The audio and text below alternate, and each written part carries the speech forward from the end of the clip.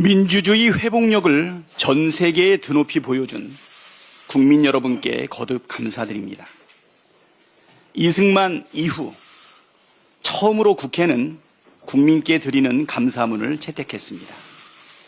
민주주의를 위한 우리 국민의 열정과 헌신은 세계 민주주의 역사의 모범으로 길이 남을 것이라 확신합니다. 재보궐선거의 원인을 제공한 국민의힘은 대선 후보를 낼 자격이 없습니다.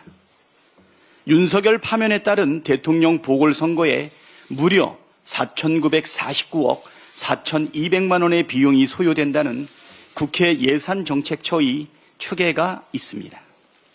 국민의힘이 염치가 있다면 이번 대통령 선거에 후보를 내지 말아야 합니다. 이번 보궐선거는 국민의힘에게 전적인 책임이 있습니다.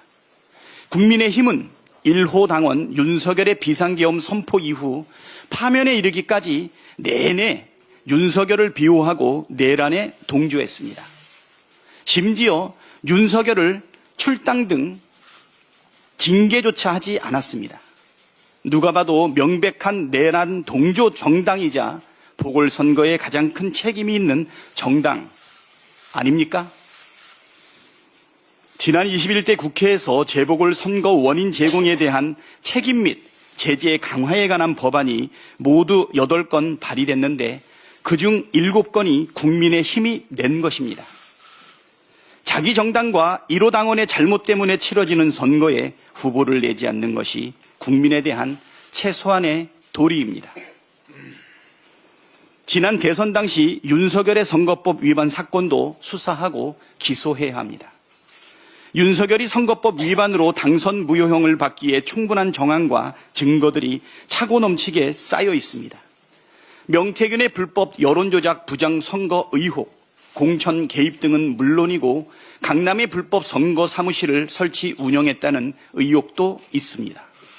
김건희가 구약성경을 모두 외운다고 했던 윤석열의 허위사실 공표 혐의도 야당에 들이댄 것과 똑같은 잣대로 기소해야 되지 않겠습니까? 만일 당선 무효형이 확정된다면 국민의힘이 대선 기간 지원받았던 397억 원의 보조금도 토해내야 합니다. 그것이 국민이 생각하는 공정이고 순리입니다.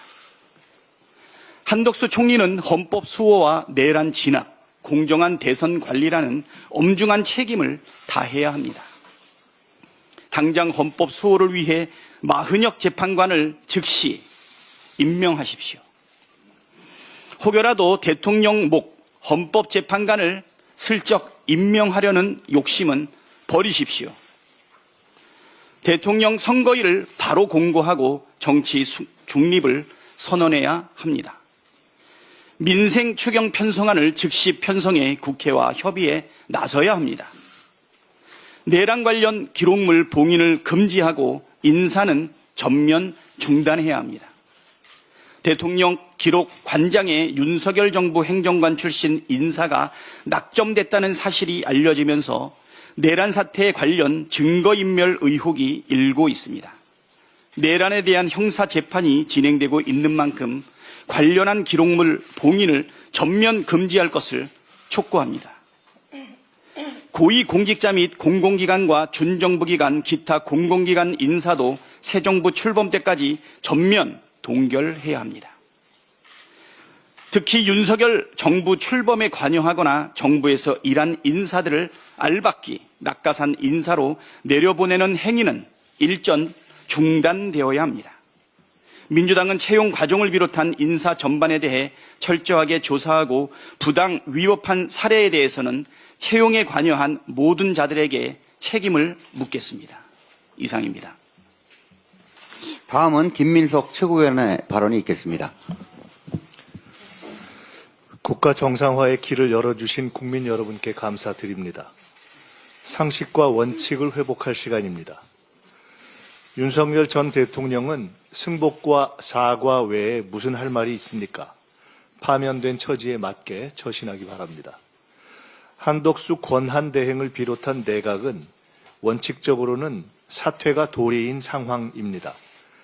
여당이 사라진 상황에서 중립적인 대선 관리의 의무에 어긋나지 않아야 하며 인사권 행사 등을 전면 절제해야 합니다. 국힘은 해체를 결의하는 게 맞습니다. 최소한 그간의 내란 옹호를 사과하고 내란 수괴를 제명하는 상식적 조치부터 시작해야 합니다. 내란 이후 단 한 번도 모두 나서서 사과하는 모습을 못 보았습니다. 구로구청장 선거에 후보를 내지 않았듯 이번 대선에도 후보를 내지 않는 것이 염치이고 도리임을 진지하게 자성하기 바랍니다. 천공에서 전광훈에 이르는 혹세 무민 세력이 다시는 국정을 흔들지 않도록 경계를 높여야 합니다. 최우선의 국가적 과제는 내란 척결과 경제 살리기입니다. 민주당과 각 민주진영 정당들은 그 원칙과 기조 위에 여러 사안의 선후와 경중을 정리하여 질서 있게 각 당의 후보를 선출하고 협력하게 되길 바랍니다. 국가적으로 위중한 시기에 언행에 더 신중을 기하며 국민 여러분의 뜻을 받들어 가겠습니다. 유능한 민주정부를 수립할 수 있도록 지혜와 힘을 주시기 바랍니다. 이상입니다. 다음은 전현희 최고위원의 발언이 있겠습니다. 국민이 이겼습니다. 이 나라의 민주주의를 지켜낸 국민 여러분께 고개 숙여 존경과 감사의 말씀을 드립니다. 헌법과 상식에 따른 결정과 명문의 판결문으로 헌정질서를 수호해 주신 8인의 헌법재판관에게도 깊은 경의를 표합니다. 윤석열 파면은 정상적인 나라로 복원하는 시작입니다. 우리는 헌정질서와 민주주의를 다시 바로 세워야 합니다. 민주당은 제1당으로서 무거운 책임감으로 국민 통합의 길, 대한민국의 회복과 성장의 길을 활짝 열어가겠습니다. 국민과 더불어 제4기 민주정부 수립의 과업을 흔들림 없이 완수하겠습니다. 내란 속의 윤석열 탄핵 이후에 대한민국에서 지금 당장 해야 할 가장 시급한 일은 무엇입니까? 바로 단호하고도 철저한 내란 종식입니다. 지금 시중에서는 개헌의 필요성이 제기가 되고 있습니다. 그러나 개헌은 주권자인 국민이 주체입니다. 권력구조 개혁, 기본권 강화 등 개헌 이슈 필요합니다. 그러나 국민적 합의가 전제되어야 합니다. 국민의 대다수가 찬성하는 개헌안이어야 가능하다는 말씀입니다. 기득권 세력들이 자신들의 권력을 연장하고 주도권을 잡으려는 내각제, 이원집정부제 국민들이 용납하지 않을 것입니다. 따라서 불가능합니다.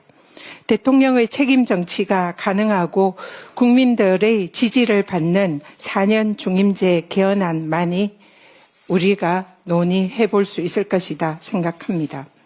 내란의 힘, 국민의 힘이 개헌 논의에 참여하려면 국민의힘의 내란 종식이 전제되어야 합니다. 내란 특검을 반드시 관철시켜야 합니다. 내란 속에 윤석열뿐만 아니라 내란 행위에 동조하며 국헌을 문란한 내란 공범들, 윤석열 살리기 공작을 도모해온 내란 부역 세력들까지 모두 특검으로 법의 심판대에 세워야 합니다. 12.3 내란의 방아쇠였던 김건희, 명태균 특검도 신속히 추진해야 합니다. 국가 권력을 악용해서 국정을 농단하고 사익을 챙긴 김건희의 대통령 참칭 권력 행사를 반드시 단죄해야 합니다. 헌재가 파면한 내란 수괴를 1호 당원으로 둔 국민의힘은 내란의 힘으로 불려도 부족함이 없습니다. 계엄 해제에 불참하고 윤석열의 탄핵을 반대하고 법원 폭동을 비호하고 사법부의 영장을 부정하고 내란 수괴의 지킴이 역할을 하는 등 위헌 위법 행위를 일삼아 온 국민의힘은 스스로 국헌을 문란한 위헌 정당이 되었습니다. 헌법과 법률을 위반한 국민의힘의 위헌정당 해산 사유는 이미 차고도 넘칩니다. 내란의 힘, 국민의 힘, 개헌을 논의하기 전에 1호당은 내란 수괴 윤석열 전 대통령을 즉각 출당 조치하십시오. 대선 후보 공천은 꿈도 꾸지 마십시오. 수백억 혈세의 낭비 보궐선거를 자초한 책임이 있는 정당으로서 대선 후보를 내지 않는 것이 그나마 국민들에 대한 정치적 도리입니다. 내란 종식을 위한 내란 특검, 김건희 명태균 특검 통과에 동참하십시오. 국힘이 계속 반성 없이 국민의 명령을 거역한다면 정당 해산의 심판을 각오해야 할 것입니다. 이상입니다. 다음은 한준호 최고위원의 발언이 있겠습니다. 지난 4월 4일 윤석열의 대통령직 파면 이후 처음 열리는 공개 최고위원회입니다. 빛의 혁명을 이끌어주신 국민 여러분, 정의로운 심판으로 대한민국의 법치주의와 민주주의를 지켜주신 헌법재판관 여러분, 또 혼신의 힘을 다해서 탄핵 심판에 임해주셨던 탄핵소추단 여러분께 경의를 표합니다. 내란 속의 윤석열이 파면되자마자 세상은 빠르게 일상으로 돌아가고 있습니다. 하지만 달라진 것은 대통령 파면뿐이라는 역설적 진실을 직시해야 합니다. 윤석열은 헌법재판소의 파면 선고 즉시 대통령직을 잃고 자연인이 되었습니다. 하지만 아직도 한남동 관저를 꿰차고 앉아서 상황 정치를 이어가고 있습니다. 선고 직후에는 국민의힘 권영세 비대위원장과 권성동 원내대표가 관저를 찾았고 나경원 의원도 불려가 윤석열과 1시간가량 차담을 했다고 합니다. 그런 가운데 윤석열을 어제 국민변호인단을 향한 메시지를 내서 늘 여러분 곁을 지키겠다라는 허튼 소리를 했습니다. 당장 일주일 뒤인 14일에 내란 우두머리 혐의 형사재판의 첫 공판이 예고돼 있고 수사받아야 할 사안도 한두 가지가 아닙니다. 윤석열은 명태균 게이트, 체포영장 집행을 방해한 특수공무 집행방해 혐의, 최혜병 순직 사건 수사 외압 행사 의혹, 북한 무인계 침투 등 무력 도발 유도 의혹 당사자이기도 합니다. 배우자 김건희는 하나하나 거론하기에는 입이 아플 정도인데 최근 도이치모터스 주가 조작 사건 일당 전원이 유죄를 확정 지은 만큼 김건희도 재수사해야 한다는 요구가 고개를 들고 있습니다. 서초동 사저든 병산리 금싸라기 땅에 진작 지어둔 창고든 어디로 가든 상관없으니 관저를 즉시 비우기 바랍니다. 그리고 끊임없이 이어지게 될 법의 심판을 겸허하게 기다려야 합니다. 자격을 잃은 당신들이 누워있는 자리, 먹는 음식, 경호, 인력, 하다못해 전기세 등은 당신을 파면한 국민들의 세금입니다. 관저 퇴고가 늦어지는 만큼 하루하루 국민 세금에 대해 청구권을 행사해야 될 것입니다. 임기를 만 3년도 채우지 못한 대통령 그런 자를 여전히 1호 당원으로 두고 있는 국민의힘도 반성의 낯빛이라고는 찾아볼 수가 없습니다. 어느 언론 보도에 따르면 한 국민의힘 중진 의원이 이렇게 말을 했다죠. 주말을 껴서 3일장 치렀으면 됐지 무슨 애도가 더 필요하느냐. 그런데 그 3일장 치른 윤석열은 지금도 입을 나불거리고 있습니다. 이들의 행태를 보면 진정으로 애도할 대상은 파면된 윤석열이 아니라 상실된 권력이었던 것 같습니다. 사흘 만에 탈상하고 그 즉시 정권 재창출에 뛰어든 국민의힘의 모렴치가 매우 꼴사납습니다. 일요일이었던 어제 국민의힘 중진들이 줄줄이 회동을 하고 의원총회까지 열었습니다. 이날 의총에서 국민의힘 기존 당 지도부에 대한 재신임을 박수로 취임을 했다고 합니다. 자당이 만든 대통령이 내란 수기가 되어 파면이 되었는데도 내란 옹호 세력, 내란 동조 세력의 정체성과 정통성만큼은 도저히 버릴 수가 없었던 것이겠죠. 쇄신도 없고 반성도 없는 국민의힘이 오늘 선거관리위원회 구성안을 추인한다고 합니다. 국민에 대한 최소한의 미안함도 없는 정말 몹쓸 정당입니다. 국민의힘은 현수막이나 내걸지 말고 진정한 미안함을 가져야 합니다.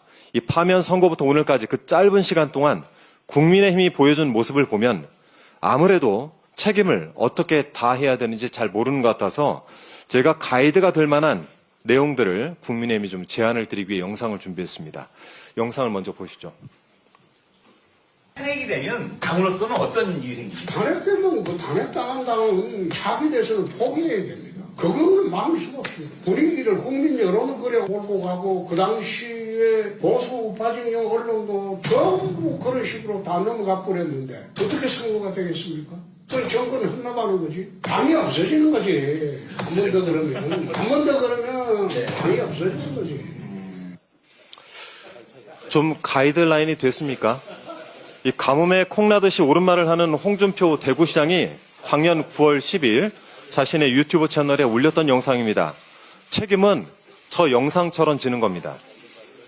더불어민주당은 내란 세력을 완전히 청산해 나가도록 하겠습니다. 그것이 빛의 혁명이 주체이신 주권자 국민께서 민주당에 명령하신 과제입니다. 이상입니다. 다음은 김병주 최고위원의 발언이 있겠습니다. 네, 윤석열에 대한 헌법재판소의 전원일치 파면 결정이 내려진 지 나흘째입니다. 그런데도 윤석열은 여전히 승복하지 않고 있습니다. 도리어 극단 세력을 선동하며 사회적 갈등을 부추기고 있습니다. 탄핵 반대 단체인 국민변호인단에게 늘 여러분 곁을 지키겠다며 현실이 힘들어도 결코 좌절하지 말라고 했습니다. 우리 국민이 누구 때문에 힘들었습니까? 누가 유발했습니까? 그런 자가 좌절하지 말라고요. 역시나 윤석열은 후한무치의 끝판왕입니다. 어이가 없을 뿐 아니라 분노스럽습니다. 윤석열 그 자체가 분노 유발자나 다름없습니다. 헌법재판소의 만장일치 결정에 승복하지 않은 것은 민주주의와 법치주의의 근간을 흔드는 심각한 도전입니다.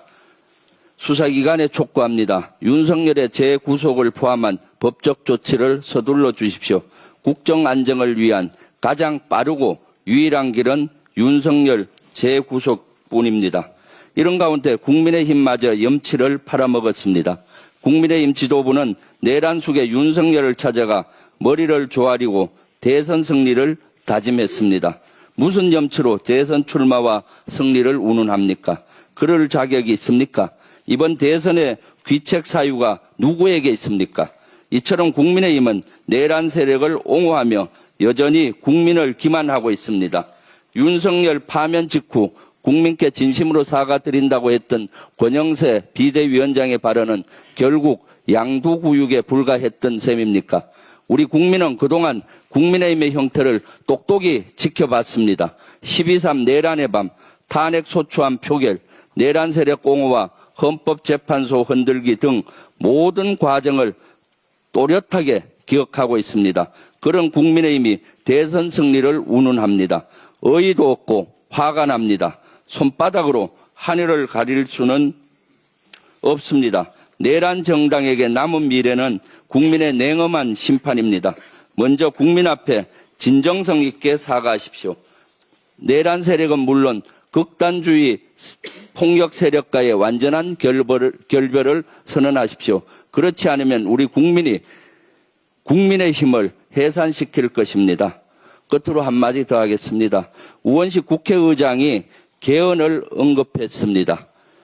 지금 개헌에 대한 논의는 너무나 시기상으로 부적절하다고 생각합니다. 개헌 논의는 실질적으로 국민적 공감대가 형성이 돼야 하는 사항입니다. 그래서 제가 봤을 때는 지금 시기도 부적절하고 기간도 60일 정도면은 대단히 부족하고 졸속으로 진행될 수가 있습니다. 국민투표제로 봤을 때 사실은 되게 어렵습니다. 대선에서는 사전투표와 본투표가 있는데 국민투표에서는 사전투표나 본투표 같이 할 수가 없습니다. 한 곳에서만 할 수 있기 때문에 50% 넘기도 현실적으로 어렵습니다. 그래서 제가 봤을 때는 지금은 가장 중요한 것이 내란 종식입니다. 내란 종식의 주안을 두되 헌법 개헌에 대해서는 대통령 후보들이 공약에 발전시키고 실제 집권을 하게 됐을 때는 임기 내에 하는 것이 바람직하다고 생각합니다. 하더라도 방향은 내각제가 아니라 대통령 연임제 또는 대통령 중임제가 해답이라고 보여집니다. 그러한 방향에 대해서 공약으로 발전을 시켜서 재임 기간에 하는 것이 순리이고 바람직합니다. 만약 2달 내 해야 된다면은 내란 종식에 포커스를 맞추어서 개헌을 원포인트 개헌을 하면 된다고 봅니다. 첫 번째가 5.18 민주화 정신을 전문에 수록하는 겁니다. 이건 이미 국민의힘도 동의했던 사항이기 때문에 여야 합의 없이 할 수가 있습니다. 두 번째, 계엄을 종식시키기 위해서 헌법의 계엄 요건을 강화시켜야 합니다. 지금 헌법으로서는 제2, 제3의 계엄을 또 쉽게 할 수가 있게 돼 있습니다. 그런 계엄 요건 강화는 국민의힘도 동의할 걸로 보고 있습니다. 지금 국방위에서 계엄법에 대해서 개정을 논의하고 있는데 개정을 하려고 하다 보니까 헌법과 충돌이 많이 됩니다. 그래서 계엄 강화, 요건 강화를 계엄법에 한다면 이 두 가지는 60일 이내에 저는 충분히 할 수 있다고 봅니다. 그렇지만은 지금은 무엇보다도 내란 종식에 집중해야 될 시기라고 보여집니다. 이상입니다. 다음은 이현주 최고위원의 발언이 있겠습니다. 네, 과거에 위헌정당 해산 심판 사건에서 통합진보당에서는 그 이석기 당원을 제명하지 않았다라는 이유가 그 위헌정당 해산 사유 중에 하나로 있습니다. 국민의힘에서는 100번 양보해서 그 전까지는 명확하지 않았다 하더라도 4월 4일 윤석열이 내란이 원인 행위로 인해서 파면이 되었습니다. 그러니까 하루속히 제명을 해서 위헌정당으로 될 수 있는 그런 위험 상황을 빨리 회피하지 않으면 매우 심각한 상황이 올 수 있다라는 것을 경고를 합니다. 스스로 이런 위헌정당의 이런 상황을 해소하지 않은 상태에서 개헌 논의를 국민의힘과 할 수 있느냐, 이 문제에 대해서 상당히 회의적인 생각을 하지 않을 수가 없습니다. 빨리 출당 조치를 하기 바랍니다. 정치적 불확실성이 4월 4일 헌재 판결로 인해서 제거는 됐지만 트럼프발 관세 전쟁의 현실화로 경제 회복에 한계가 있습니다. 관세 전쟁으로 지난주에 미국 장이 급락해서 무려 1경원 가까이 공중으로 휘발되었다고 합니다. 한국은 이미 FTA, 한미 FTA로 무관세 관계인데도 불구하고 트럼프 정부는 한국의 높은 비관세 장벽을 근거로 상호 관세를 부과하였습니다. 그러나 그 근거가 빈약한 데다가 한국은 말씀드린 대로 미국과 전면 무관세인데 비해서 일본은 오히려 부분적인 무관세입니다. 이렇게 또 비관세 장벽도 한국보다 더 광범위합니다. 그런데 한국보다도 1% 낮은 24%의 상호관세를 발표를 했습니다. 논리적으로 설득력이 매우 약하다 이렇게 생각을 합니다. 지금 보면 비전략, 노동집약 산업 같은, 그러니까 패션업체 이런 데도 타격이 꽤 있는 것 같습니다. 동남아에 OEM 생산 기지를 둔 한세실업, 세아, 또 영원무역, JS 화승 같은 패션업체가 굉장히 큰 타격을 입고 있는 것 같은데, 현실적으로 미국 내에 이런 의료산업 같은 제조 경쟁력이 있기가 어렵습니다. 그런데도 이렇게 상호관세 대상이 되는 것은 이 경우에는 동남아에서 생산하기 때문에 오히려 경우에 따라서는 훨씬 더 높은 관세를 물게 될 가능성도 있는데, 이것이 미국의 국내 물가만 올리지 않을까 이런 우려가 됩니다. 또한 우리나라의 전략산업의 경우에는 한국이 세계 시장에서 중국을 대체하는 유력한 경쟁국인 경우가 많습니다. 동맹국 한국이 전략산업의 제조 경쟁력이 강하고 미국과의 교역 규모가 크다는 것은 그만큼 상호 신뢰도 크고 전략적 필요성, 전략적 가치가 큰 동맹국이란 얘기입니다. 그런데도 이러한 전략적 고려 없이 교역 규모와 제조 경쟁력만으로 불이익을 받는다면 한미 간의 상호 신뢰가 흔들릴 수밖에 없다, 이렇게 생각합니다. 한편 우리 정부는 한국에 미친 영향에 대해서 그게 어떤 제품인지 어디서 생산하는지에 따라서 달리 면밀히 봐서 동종 품목의 또 미국의 경쟁사, 현재 경쟁사 비교해서 종합대책을 세워야 할 것입니다. 탄핵 기간 동안 정부의 컨트롤타워 리더십 부재 상황에서 이렇게 기업들이 또 개별적인 대응 노력을 기울인 점에 대해서 안타깝고 한편으로는 진심으로 감사하게 생각합니다. 기업별로 고민이 있을 수 있겠으나 지금처럼 자국우선주의 바탕한 국가 간의 치열한 관세 전쟁 중에 국가 경제 생존을 위해서는 국가와 기업, 국민이 하나가 된 전략적 대응이 기묘합니다. 그런데 개별 기업의 섣부른 선물 보따리가 자칫 국가 차원의 패키지 대응 전략의 차질을 가져올 수 있음을 유념해 주시기 바랍니다. 우리도 조선, 반도체, 에너지, AI 협력 등 나름의 카드도 있고 또 선물 보따리는 최대한 신중하게 풀어야 협상 카드가 될 수 있습니다. 얼마 전에 현대차 그룹에서 트럼프 대통령을 만나 약 31조 원 규모의 미국 투자를 발표하고 최근에는 자동차 관세, 상호 관세 25% 부과에도 불구하고 가격 인상을 하지 않겠다는 발표까지 단독으로 한 바 있습니다. 또한 미국 현지에서 120만 대를 생산하겠다는 발표로 한국 공장에서의 생산 규모가 급감하지 않을까, 우리 노동자들이나 현지 이전이 어려운 2, 3차 부품 협력업체들은 지금 절망하고 있습니다. 그런데 설사 최종 양산차의 현지 생산이 이루어지더라도 관련 전후방 산업의 수출이 제대로 병행만 된다면 그게 나쁜 게 아닐 수도 있습니다. 그런데 현재 상황은 그게 아닌 것 같습니다. 관세 문제는 둘째치고 상당한 수직 계열화가 미국에서 진행 중입니다. 생태계 자체가 옮겨가는 것 같습니다. 현대제철, 그리고 현대글로비스 등 현대모비스, 강판, 물류, 부품, 1차 협력업체 등 자동차 제조 생태계를 통째로 미국으로 이전하는 수직 계열화가 진행되고 있어서 자칫 국내 생태계 자체가 파괴되지 않을까 우려하지 않을 수 없습니다. 더구나 철강 같은 경우에는 국가 기간 산업이라서 경제 안보 이슈까지 있다는 말씀을 안 드릴 수가 없습니다. 지금은 자국 우선주의 시대입니다. 국가가 강력한 산업 정책을 부활해서 국가의 기간 산업, 전략 산업 육성과 지원, 경제 안보 면에서 해당 기업의 기술 진흥과 보호를 위해서 최선을 다해야 합니다. 다만 기업도 노동자도 국익과 상호 이익을 위해서 존중하면서 책임을 다해야 할 것입니다. 그런데 수출 중심의 성장을 해오고 내수 기반이 약한 대한민국이 벼랑 끝에서 살아남아야 하는데 지금은 이런 식으로 계속 개별적으로 가다가는 제조업이 몰락하고 산업 공동화가 일어날 우려가 매우 큽니다. 트럼프의 관세 전쟁 당분간 계속될 텐데 성급한 대응보다는 차분한 대응 그리고 정부 차원의 긴밀한 패키지 대응이 있기 전에 개별 기업 단위의 섣부른 선물 보따리를 풀어넣는 일은 좀 삼가해 주셨으면 하는 생각입니다.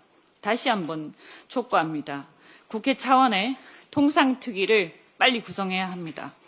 정부가 국회와 공감대 속에서 통상협상을 하도록 여야를 떠나서 국회가 힘을 실어주고 차기 정부에 부담 주지 않도록 국회 차원의 통상위원회를 조속히 구성하고 운영해야 합니다. 정치적 불안정으로 국익이 이 이상 훼손되어서는 안 됩니다. 매우 절박합니다. 부탁드립니다. 이상입니다. 다음은 송순호 최고위원의 발언이 있겠습니다. 예, 국민이 이겼습니다. 위대한 국민의 승리입니다. 헌법재판소가 8대0 만장일치로 윤석열 파면을 선고했습니다. 피청구인 대통령 윤석열을 파면한다라는 한 문장을 듣기 위해 온 국민이 123일을 불안과 공포로 불면의 밤을 지새웠습니다. 준엄한 국민의 명령을 받들어 헌법재판관 8인의 정의로운 결정에 경의를 표합니다. 현직 대통령의 탄핵은 다시는 없어야 할 대한민국 헌정사의 비극입니다. 그러나 또한 세계 역사상 국민들이 무도한 권력을 광장에서 비폭력적 응원봉으로 제압한 예는 대한민국이 유일합니다. 촛불혁명에 이어 빛의 혁명으로 우리 국민은 이 땅의 민주주의를 극적으로 부활시켰습니다. 12.3 개헌과 내란 이후 여의도에서, 남태령에서, 한남동에서, 광화문에서 그리고 전국 각지의 광장에서 헌법과 민주주의를 지켜냈습니다. 윤석열을 파면하고 헌정질서를 지킬 수 있었던 것은 모두가 국민 여러분 덕분입니다. 우리 국민들은 12.3 비상계엄과 내란 사태를 겪으면서 민주주의란 저절로 지켜지는 것도 저절로 오는 것도 아니라는 것을 뼈저리게 경험했습니다. 헌재의 윤석열 파면 선고로 123일간 유린당한 헌정질서와 민주주의가 회복되고 있지만 내란은 여전히 진행형입니다. 내란 속의 윤석열은 여전히 계엄과 내란에 대한 사과와 반성은 없고 헌재 결정을 승복한다는 메시지조차 없습니다. 오히려 대통령직에서 떠났지만 좌절하지 말고 힘내라. 늘 여러분 곁을 지키겠다며 극렬 지지층을 선동하고 있습니다. 더 나아가 국민의힘이 대선에서 승리하길 바란다며 내란의 연장을 포기하지 않고 있습니다.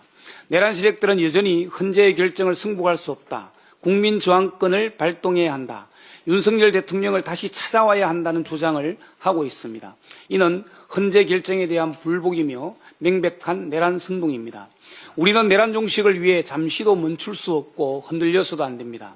내란 수교의 윤석열 사법적 단죄는 말할 것도 없고 위헌 불법적 계엄과 내란에 부역한 자들에 대한 책임을 끝까지 물어야 합니다. 지금도 헌법적 의무를 방기하고 있는 한덕수 총리와 최상목, 내란 선동에 앞장선 내란당 국민의힘을 심판해야 합니다. 발본색원 일벌백계, 헌정 파괴에는 용서도 관용도 없다는 것을 역사의 이정표에 길이 남겨야 합니다. 그래야 쿠데타와 내란이 반복되지 않습니다. 내란 속에 윤석열이 버젓이 거리를 할부하고 있습니다. 내란 잔당들이 내란을 여전히 선동하고 있습니다. 내란 종식과 내란 세력의 단죄는 바로 민주당의 대선 승리로부터 시작됩니다. 그것이 현 시기 시대적 과제요 역사적 책무입니다. 지금은 내란 종식과 내란 세력 단죄를 위해 총매진할 때입니다. 이상입니다. 다음으로 홍성국 최고위원의 발언이 있겠습니다. 윤석열은 떠났지만 우리 경제는 여전히 윤석열이 만들어 놓은 늪 속에서 허우적대고 있습니다. 가계부채 하나도 해결 안 됐습니다. 중소기업의 경영 환경은 더욱 어려워졌고 대기업은 관세전쟁과 과학기술 패권전쟁 속에서 빠르게 밀려나고 있습니다. 주가는 하락하고 부동산은 강남 등 서울 일부 지역만 제외하고서는 양극화가 심화되고 있습니다. 민간 소비, 설비 투자, 건설 투자, 수출 모두 구조적 침체에 빠져 있습니다. 상황이 이러하니까 거의 모든 경제 지표는 2008년 글로벌 금융위기라든가 어떤 지표는 IMF 수준까지 지금 떨어진 게 현재의 상황입니다. 이런 경제 상황은 윤석열의 집권기 내내 이어진 정책 실패에 누적된 결과입니다. 여기에 내란 사태가 가세하면서 우리 경제는 길을 잃고 있고 그 피해는 고스란히 우리 국민들이 현찰로 부담하고 있는 게 현재 상황입니다. IMF 외환위기 당시에는 원인이 비교적 단순했습니다. 외환보유고를 늘려서 국가 부도를 막고 기업의 부채 비율을 낮추는 것이었습니다. 그러나 지금은 경제의 모든 분야가 심각한 중병에 걸려 있습니다. 어느 곳 한 곳 성한 데가 없습니다. 이런 중차단 상황에서 대선을 치르는 다시 2개월간의 과도기가 눈앞에 있습니다. 이런 상황에서 내란 속의 윤석열은 헌재의 승복 없이 여러분의 곁을 지키겠다 하면서 다시 국민을 갈라치고 있고 새로운 혼란을 만들어가고 있습니다. 엎친 데 덮친 격입니다. 지난 주말 세계 최대 투자은행인 JP모간은 올해 미국 경제 성장률을 기존의 1.3에서 마이너스 0.3으로 한 방에 마이너스로 낮췄습니다. 오늘 우리나라 주가가 5% 이상 하락하고 있고 환율은 저게 지금 멈춰 있는데요. 1,400 지금 68원대까지 그러니까 내란 이전 수준으로 탄핵 파면 이전 수준까지 올라가 있습니다. 이 얘기는 뭐냐면 새로운 혼란을 만들지 모른다는 생각들을 많은 투자가들이 갖고 있다는 얘기죠. 그래서 오늘 장이 시작한 지 1시간 30분 만에 외국인들이 1조 원 이상 한국 시장에서 투매를 하고 있는 게 현재의 상황입니다. 지금 이 순간에 국민 여러분들의 마음은 매우 아프고 힘들고 과연 막막한 이런 상황이 지금 나오는 이런 상황이 아닐까라는 생각입니다. 지금은 이런 한국 경제를 살리기 위해 함께 머리를 맞대도 해법을 찾기 어려운 상황입니다. 솔직히 이런 부분은 인정을 해야 됩니다. 추경, 대미 통상외교, AI 투자 등 촌각을 다투는 문제를 대선 후로 미룰 정도로 우리 경제는 여유가 없습니다. 정부는 즉각 행동에 나서기를 촉구합니다. 민주당은 경제를 살리기 위해서는 모든 협조와 노력을 함께 기울이겠습니다. 경제는 민주당입니다. 끝으로 이재명 당대표의 발언이 있겠습니다. 네, 우리 홍성국 최고위원이 말씀하신 것처럼 경제 상황이 정말 심각합니다. 주가가 폭락하고 환율이 또 폭등하고 있습니다. 저게 전광판에는 숫자로 나타나지만 저 숫자가 의미하는 바는 민생 현장에 우리 국민들이 엄청난 고통을 겪고 있다는 걸 의미합니다. 대책이 없다면 모르되 대책이 있습니다. 이럴 때 정부가 필요합니다. 이럴 때 재정의 역할이 필요합니다. 대체 뭘 하는지 모르겠습니다. 지금 몇 달째 이러고 있어요. 추경하자, 또 하겠다, 검토하겠다 한 지가 지금 몇 달째입니까? 제가 최상목 부총리 쪽으로부터 내가 들은 바로는 재정 조기 집행을 해보고 1분기 지난 다음에 추경을 뭐 해보겠다는 얘기를 제가 1월 달쯤에 들었어요. 그리고 그 후에 한국은행도 추경이 필요하다고 했고 또 정부에서도 추경하겠다 또 검토하겠다 얘기를 했습니다. 그런데 소식이 없어요. 대체 뭐 하고 있습니까?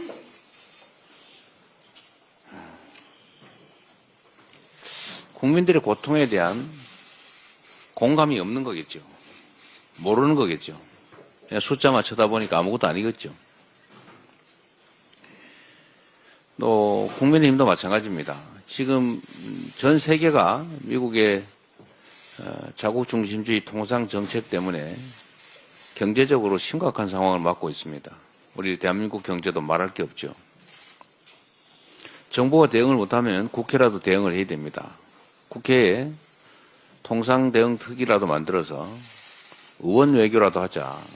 국회의원들이라도 좀 공식적인 활동을 해보자고 하는데 왜 안 합니까? 이재명이 말했기 때문에 하기 싫습니까? 너무 유치하잖아요. 본인들이 대안을 내세요, 그러면. 우리가 전폭적으로 지지하겠습니다. 지원하겠습니다. 협력할 테니. 뭐 안을 좀 내세요. 이제는 여당도 아니지만 어쨌든 연이 있는 한때 여당 아닙니까?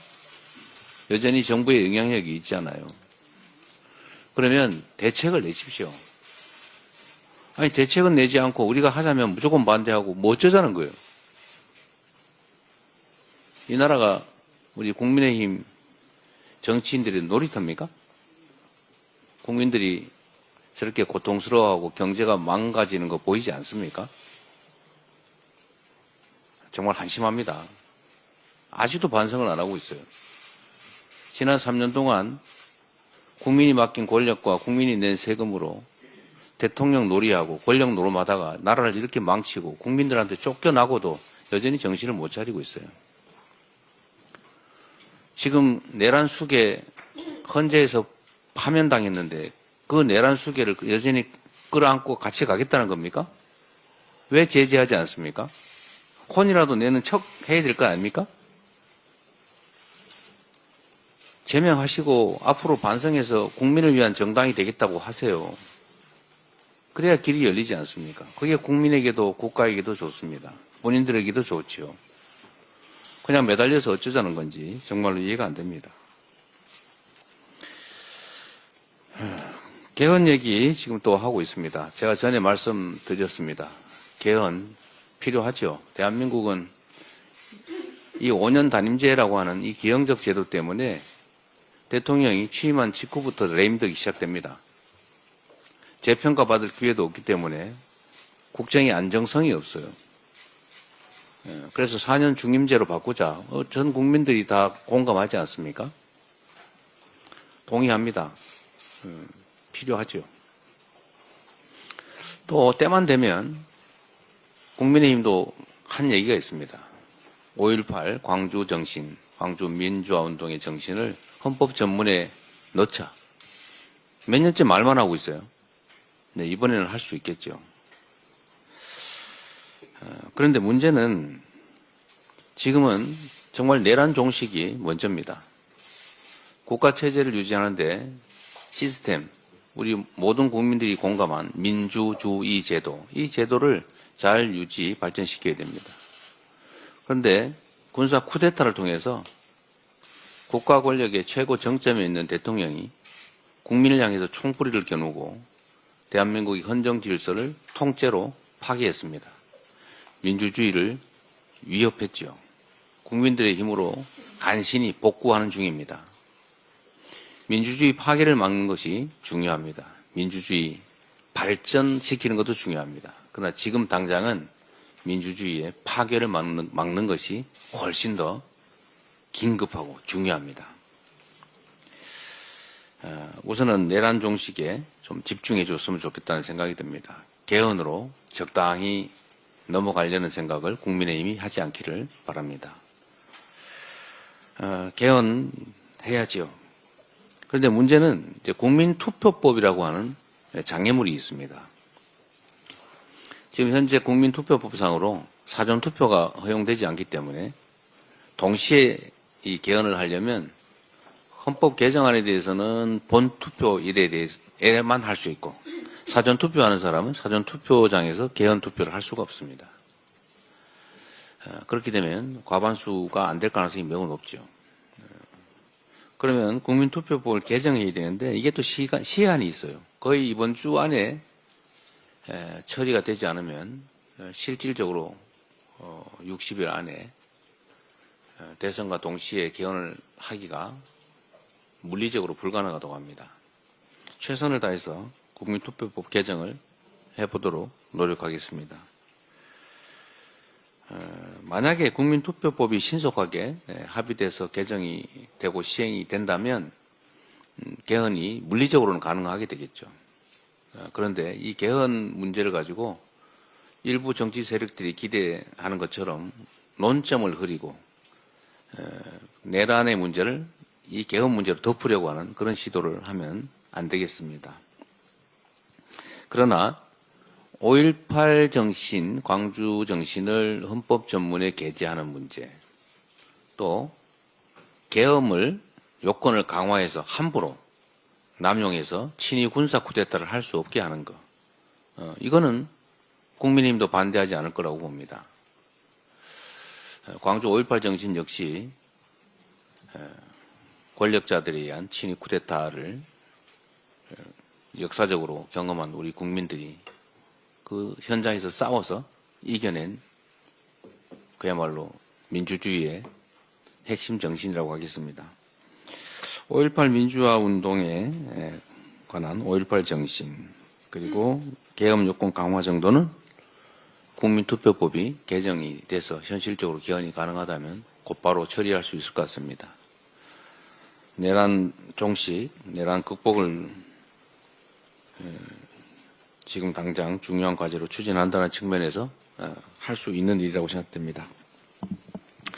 그 외에 대통령의 4년 연임제 또는 중임제 또는 감사원의 국회 이관 또 국무총리 추천 문제, 추천제 도입 또 결선 투표제, 자치분권 강화 또 국민의 기본권 강화 이런 것들은 매우 논쟁의 여지가 커서 실제로 결과는 못 내면서 논쟁만 격화되는 또 어쩌면 국론 분열의 원인이 될 수도 있습니다. 이런 복잡한 문제들은 각 대선 후보들이 국민에게 약속을 하고 대선이 끝난 후에 최대한 신속하게 개헌을 그 공약대로 하면 될 것 같습니다. 결론적으로 말씀드리면 지금은 개헌도 중요하지만 민주주의, 더 나은 민주주의도 중요하지만 민주주의의 파괴를 막는 것, 파괴된 민주주의를 회복하는 것, 내란 극복이 훨씬 더 중요한 과제다라는 점에 초점을 맞춰주시기를 부탁드립니다. 회의를 마치겠습니다.